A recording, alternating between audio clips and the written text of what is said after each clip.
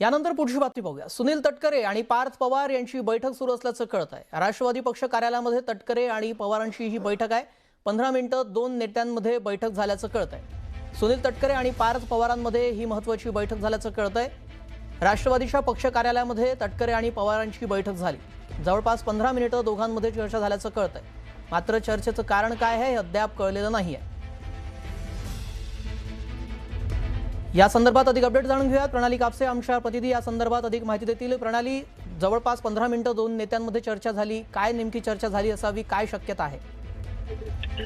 सध्या आपल्याला माहिती आहे की एकूणच राष्ट्रवादीचे बरेचसे नेते हे वेगवेगळ्या कारणांमुळे, मग ते नरहरी झिरवळ असो किंवा स्वतः सुनील तटकरे असो, रुपाली चाकणकर यांचा राजीनामा, असे अनेक मुद्दे सध्या राष्ट्रवादीमध्ये हे चर्चिले जात आहेत। राष्ट्रवादीची दोन्ही पदं म्हणजे जी राष्ट्रवादीकडे आहे, राष्ट्रवादीचं महिला प्रदेश अध्यक्षपद आणि त्याचबरोबर महिला आयोगाचं अध्यक्षपद, ही दोन्ही पदं सध्या रिक्त आहेत।